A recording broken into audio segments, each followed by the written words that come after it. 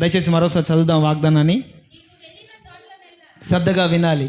నీవు వెళ్ళిన చోటనెల్లా నీకు తోడుగా ఉండి నిన్ను ద్వేషించిన వారిని నీ ముందర నిలవనీయక నిర్మూలము చేసి తిని, లోకములోని గనులకు కలిగి ఉన్న పేరు వంటి పేరు నీకు కలుగు చేయుదును. చప్పట్లు కొట్టి దేవుని మహిమపరుద్దాం. హల్లెలూయా. ప్రియమైన వాళ్ళరా, ఈ మాసముల గురించి ప్రార్థన చేస్తున్నప్పుడు దేవుడి వాగ్దానాన్ని బయలుపరిచాడు. ఇక్కడ మనం చదువుకున్నది ఒకే వాక్యంగా మనం అనుకుంటూ ఉంటాం, ఒకే వాక్యముగా మనం అనుకుంటూ ఉంటాం. ఇదే వాగ్దానంలో 3 అనుభవాలు నాకు కనబడుతున్నాయి. ఇదే వాగ్దానంలో 3 అనుభవాలు కనబడుతున్నాయి. మొట్టమొదటి అనుభవం ఏంటంటే, నువ్వు వెళ్ళిన చోటనెల్లా నేను నీకు తోడై ఉంటాను. Praise the Lord. హల్లెలూయా. నువ్వు వెళ్ళిన చోటనెల్లా నేను నీకు తోడై ఉంటాను.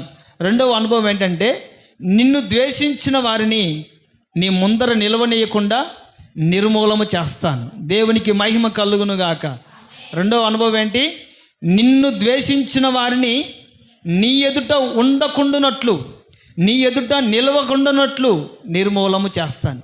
మూడవ అనుభవం ఏంటంటే, లోకములోని గనులకు కలిగి ఉన్న వంటి పేరు నీకు కలుగు చేస్తాను. దేవునికి మహిమ కలుగును గాక. 3 అనుభవాలు ఒకే వాగ్దానంలో దేవుడిచ్చాడు. 3 అనుభవాలు ఒకే వాగ్దానంలో దేవుడిచ్చాడు. మొట్టమొదటి అనుభవము, నేను నీకు తోడై ఉంటాను.